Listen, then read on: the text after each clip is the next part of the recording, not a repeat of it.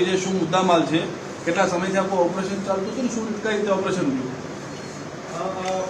ATS પાસે information આવી હતી કે જે કોસ્ટલ વિસ્તાર છે એમાંથી આ રીતે કોન્ટ્રાબેન્ડ જે છે એ સ્મગલ થવાના છે, એટલે જે ઇન્ડિયન કોસ્ટગાર્ડ છે એમની મદદ લેવામાં આવેલ હતી.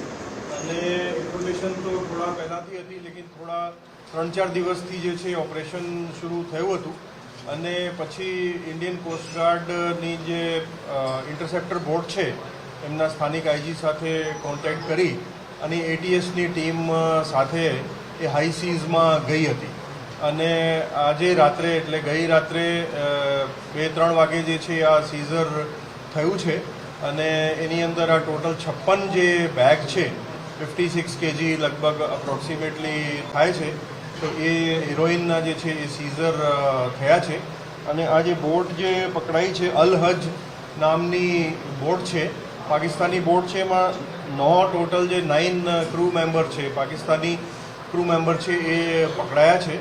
એકચ્યુઅલી જે ઇન્ડિયન કોસ્ટગાર્ડની જે ઇન્ટરસેપ્ટર બોટ હતી એમાં જોઈને જ્યારે એમને અનાઉન્સ કર્યા કે ભાઈ અમે કોસ્ટગાર્ડ છીએ, તમે ક્યાં છો એમ કરીને, અને ચેલેન્જ જ્યારે એમને કર્યા તો એમને શંકા ગઈ અને ભાગવાનું પ્રયાસ કર્યો. એટલે ભાગવાનો પ્રયાસ કર્યા તો પછી આખી ચેઝ જે રીતે છે એ વિગતવારની વ્યવસ્થિત ચેઝ થઈ. અને ચેઝમાં પછી કોસ્ટગાર્ડને ફાયરિંગ પણ કરવું પડ્યું. અને એમાં એમના 2-3 જણાને થોડી ઈજા પણ જે છે થઈ છે. કોઈ સિરિયસ નથી હાલ જે માહિતી મળી છે એ પ્રમાણે.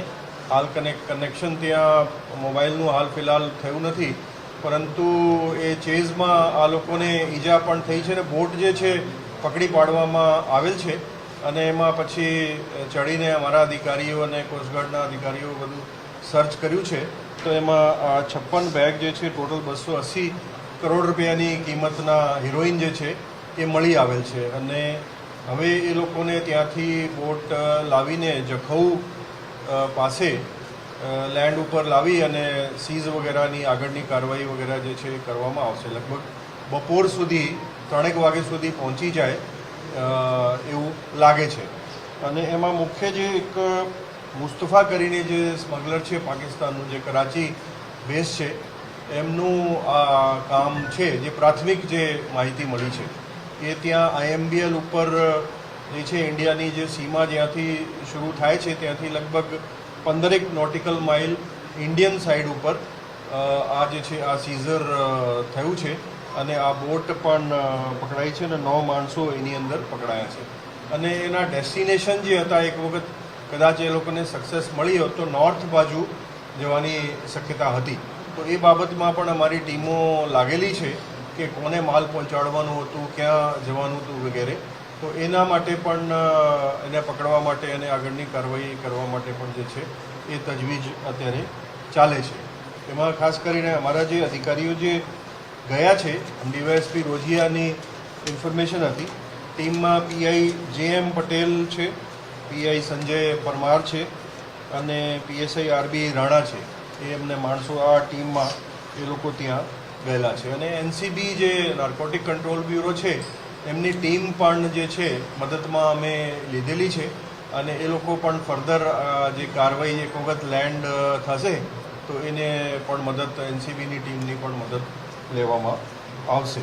એટલે આ રીતનું એક સીઝર થયું છે થોડા ટાઈમ પછી. એના માટે અમારા જે અધિકારીઓ અને ઇન્ડિયન કોસ્ટગાર્ડના જે અધિકારીઓ જવાનો તે પણ અભિનંદનના પાત્ર છે. ક્યાંથી મુદ્દામાલ આખો ભરેલો હતો અને કયા પ્રકારનો મુદ્દામાલ છે? કાચો છે, ક્યાં બનેલો હતો, ક્યાંથી ક્યાં મોકલાવાના હતા, ક્યાંથી ભરેલો? એટલે આ તૈયાર હિરોઈન છે એટલે આપણે હિરોઈન કહીએ છીએ. આમ તો પછી હિરોઈનના અલગ અલગ નામ છે, અફીમમાંથી બને છે. પણ આ તૈયાર હિરોઈન છે અને અફઘાન બનાવટની છે. બાકી એક્ઝેક્ટ ક્યાંથી લોડ કર્યો અને ક્યાં લેન્ડ કરવાનું હતું અને પછી ક્યાં મોકલવાનું હતું એ હવે આ લોકોને આપણે લાવીશું.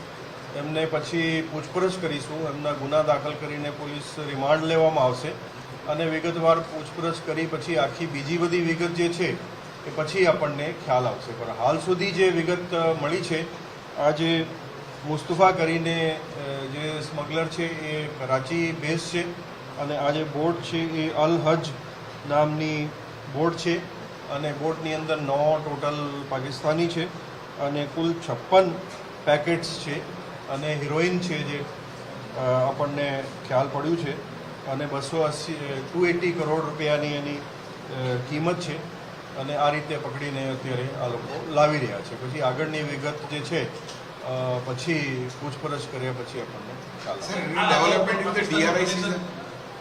DRI and ATS which had a joint operation Kandla case. couple of હા days back. Any નહીં, એટલે આ જે છે એની સાથે તો કોઈ લિંક જ નથી, કારણ કે એ તો કન્ટેનરમાં આવેલા છે. એની પણ હું થોડીક વિગત આપણે આપી દઉં.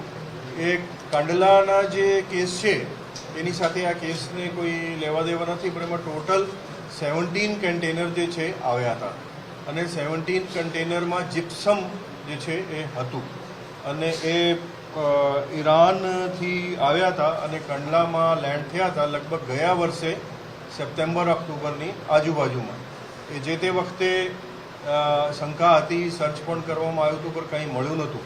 પછી એટીએસને બાતમી મળી કે ભાઈ આની અંદર એક પર્ટિક્યુલર કન્ટેનરમાં આ મુદ્દામાલ જે છે એ છે, એટલે એ ઇન્ફોર્મેશન પછી પાસ ઓન ડીઆરઆઈ, કારણ કે પોર્ટ એરિયામાં ડીઆરઆઈ અને કસ્ટમ એ લોકો જ ઓપરેટ કરતા હોય છે, એટલે પછી ડીઆરઆઈએ વિગતવાર જ્યારે સર્ચ કરી એફએસએલને સાથે રાખીને વગેરે, તો એમાંથી પછી એક કન્ટેનરમાં 205.6 kg કિંમત જે છે ડીઆરઆઈની 1439 કરોડની આ હિરોઈન જે છે મળી આવેલ છે.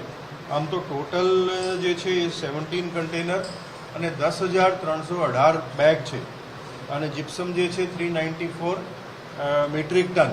આજે ડીઆરઆઈએ વિગતવાર એટલે ટૂંકી પ્રેસ નોટ પણ ઇસ્યુ કરી છે, એ પણ આપણે કદાચ મળી ગઈ હશે. અને એમાં જે ઇમ્પોર્ટર છે જેને આ બધા કન્ટેનર ઇમ્પોર્ટ કર્યા છે એ તપાસ દરમિયાનમાં ડીઆરઆઈની ટીમો અલગ અલગ જગ્યાએ એ લોકોએ રેડ કરી હતી અને ઉત્તરાખંડની એ લોકો પાસે ઉત્તરાંચલની હકીકત હતી અને ત્યાંથી એ ભાગી ગયો હતો, કારણ કે એને શંકા હતી કન્ટેનર લગભગ સપ્ટેમ્બર ઓક્ટોબરથી ત્યાં પડ્યા હતા. તો એ પંજાબમાંથી પછી એની ધરપકડ જે છે એ કરવામાં આવેલ છે અને આ જે મેઇન વ્યક્તિ છે એને એને પકડી પાડવામાં આવેલ છે અને અમૃતસરની કોર્ટમાં એમને રજૂ કરી ટ્રાન્ઝિટ રિમાન્ડ લેવામાં આવેલ છે અને પછી આજે એમને ભુજની કોર્ટમાં એ લોકો પ્રોડ્યુસ કરી ફર્ધર જે છે પોલીસ આગળની રિમાન્ડની કાર્યવાહી એ લોકો કરનાર છે. એટલે આ પ્રકારની વિગત જે છે એ કાંડલામાંથી જે કન્ટેનરમાંથી જે હિરોઈન મળી છે એની આ વિગત છે. સર, મુસ્તફાની પ્રોફાઇલ શું છે? કોઈ સંગઠન સાથે જોડાયેલો છે, નથી જોડાયેલો, શું કરે છે, આની પહેલા કોઈ જગ્યાએ નામ ખુલેલું છે, નથી ખુલેલું, મુસ્તફા મૂળ કોણ છે, ઓળખ શું છે? એટલે હાલ તો ખાલી નામ છે મુસ્તફા, બીજી બધી વિગત હાલના તબક્કે આપણી પાસે કોઈ વિગત નથી, મતલબ આપણે આપી શકીએ એ પ્રકારે.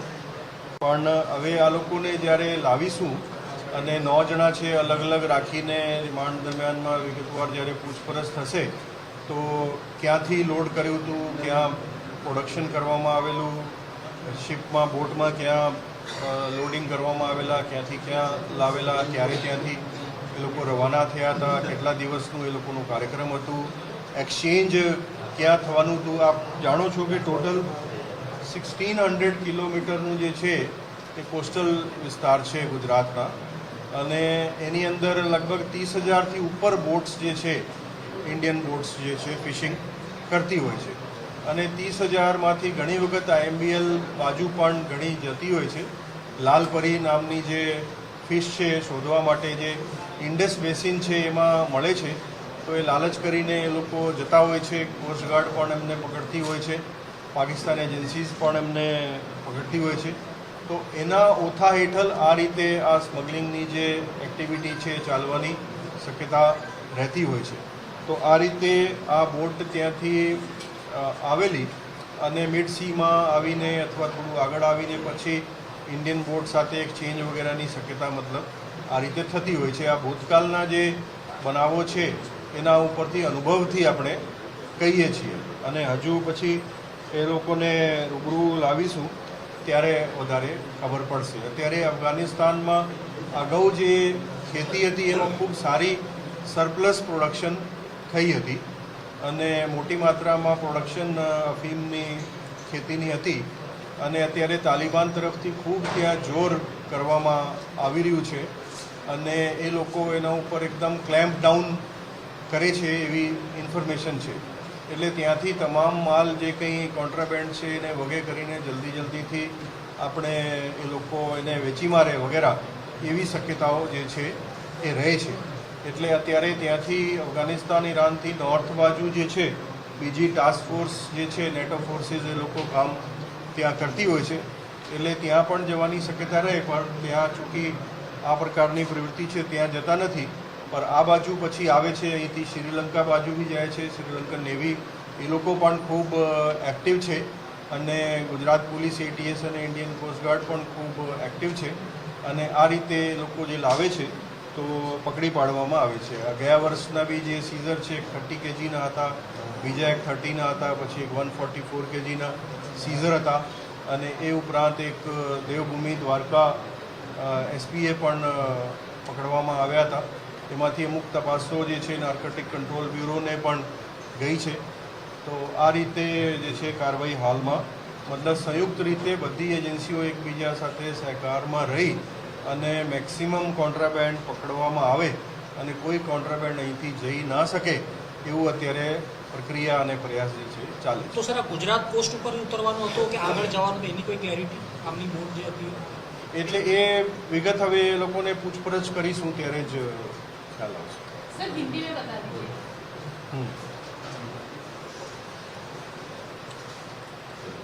ये गुजरात एटीएस के पास इंफॉर्मेशन थी कि कुछ हीरोइन लैंडिंग की पॉसिबिलिटी है.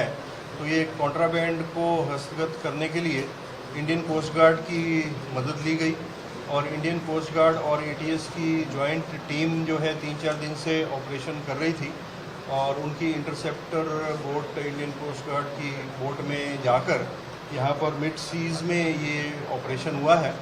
ये लगभग IMBL से कुछ 15 नॉटिकल माइल इंडियन साइड में जब इंडियन कोस्ट गार्ड की बोट ने इस बोट को चैलेंज किया तो इन लोगों ने भागने का प्रयास किया तो इंटरसेप्टर बोट पीछे गई और फिर फायरिंग भी हुई.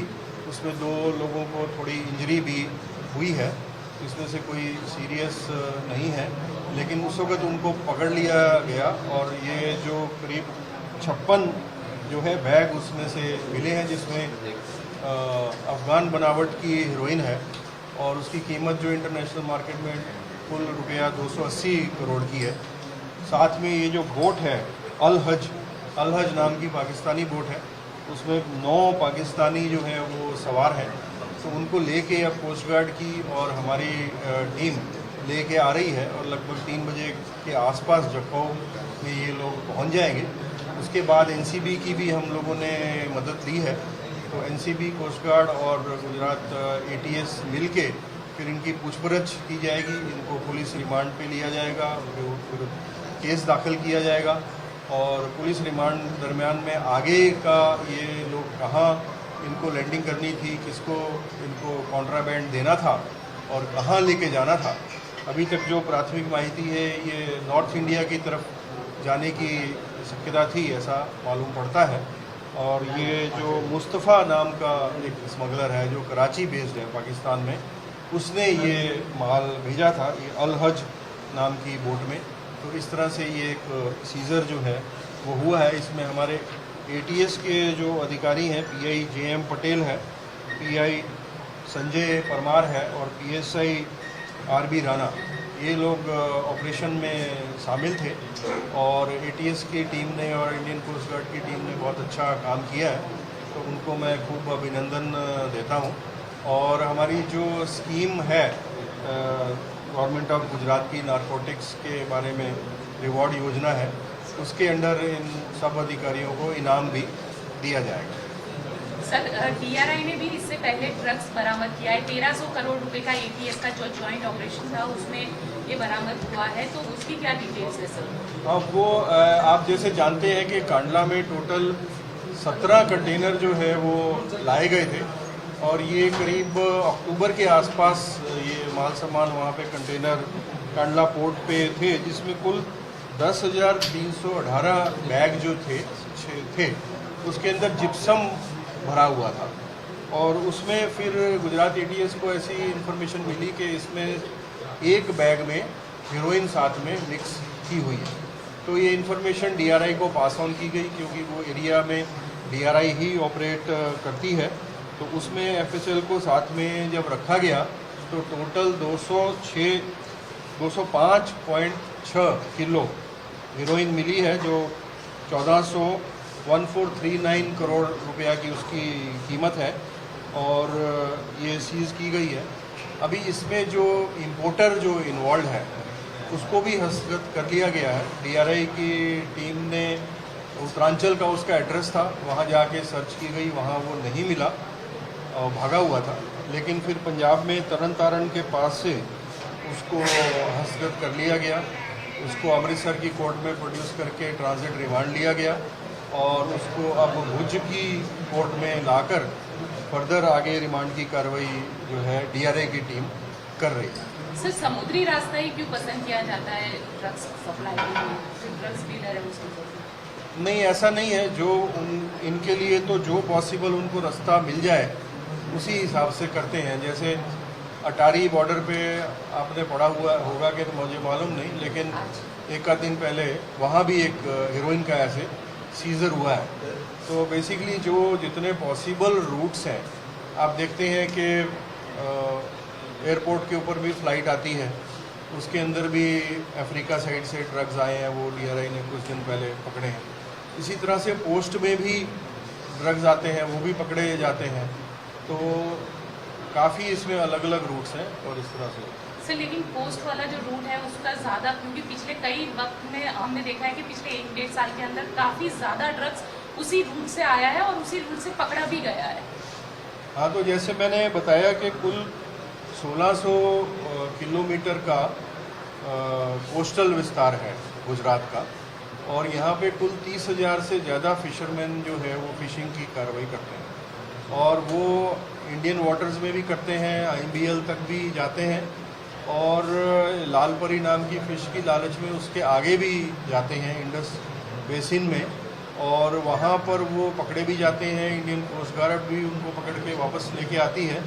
लेकिन ये जो 30,000 फिशिंग बोट्स हैं, ये चूँकि इतनी ज़्यादा इनकी मूवमेंट रहती है तो इसके ओथा हेठल वहाँ से ये स्मगलिंग एक्टिविटी जो है वो पाक के कोस्टल एरिया से चलती है और एक बोट में से IBL के पास दूसरी बोट में एक्सचेंज होता है और फिर यहाँ पे लैंडिंग्स जो हैं वो होती हैं। तो इसलिए ATS की टीम की भी एक्टिविटी रहती है, लोकल पुलिस भी एक्टिव है, DRI और NCB का भी फोकस इस तरफ है, इंडियन कोस्ट गार्ड भी अपना काम करते हैं और सभी टीमों का आपके अपने साथ अच्छा कोऑर्डिनेशन है। उसी का रिज़ल्ट है कि इतने सीजर जो हैं पास्ट में हुए हैं। आपको पता है पिछले साल भी एक 30 kg का सीजर था, दूसरा एक 30 kg का था, उसके अलावा एक 144 kg का था। एक देवभूमि द्वारका SP ने भी एक अच्छा सीजर किया था। तो ऐसा करके जो भी कॉन्ट्राबैंड आता है उसको पकड़ने का जो है प्रयास होता है और अभी तक इसमें जो है गुजरात पुलिस को काफ़ी सफलता मिली है।